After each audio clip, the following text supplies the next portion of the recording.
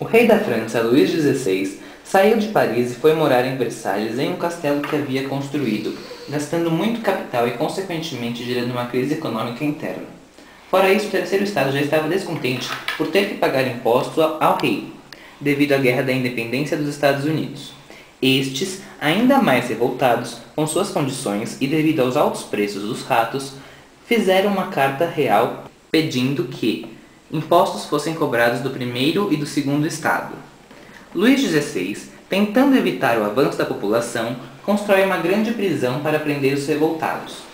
O terceiro estado marcha para Versalhes, pedindo a volta do rei para Paris. Após a sua volta, o mesmo convoca os Estados Gerais, onde este se senta à mesa, tendo os jacobinos do lado esquerdo, os mais revolucionários e que não aceitavam a monarquia, e os girondinos à direita, sendo os mais conservadores. À frente sentaram-se o primeiro e o segundo estado, conhecidos como Montanha. Mas na hora da votação, o rei altera as regras e declara que a votação será por estado, ou seja, os girondinos e jacobinos se unem para votar uma só vez, resultando na vitória da Montanha. O terceiro estado, estando revoltado, provoca a queda da Bastilha, obtendo armamentos e mais número de insatisfeitos com o rei. Assim começa a Revolução Francesa. O primeiro e o segundo estado e o rei estão literalmente cercados pelo terceiro estado. Acontece que nesse estado, apenas os girondinos farão acordo com o rei, criando uma monarquia constitucional. Luís XVI tenta então fugir. Assim, começa a segunda etapa da Revolução. Agora, quem assume o comando são os jacobinos com uma república. Estes aprisionarão todos. Quando o rei tentou fugir, foi preso na Conciergerie e morto junto com a rainha na guilhotina. Todos acabaram morrendo, inclusive alguns girondinos, representantes do terceiro estado.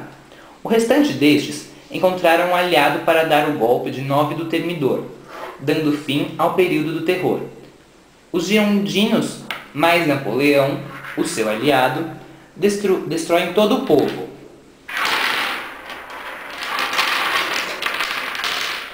O fim da Revolução se dá com o golpe de 18 de Brumário, iniciando a Era Napoleônica e o poder burguês.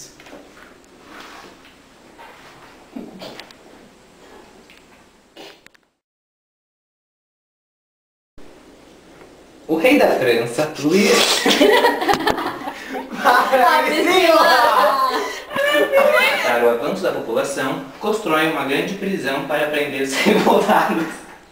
Desculpa.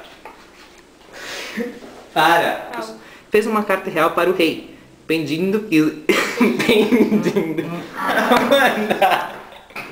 Já estava descontente por ter que pagar impostos aos reis né, osso.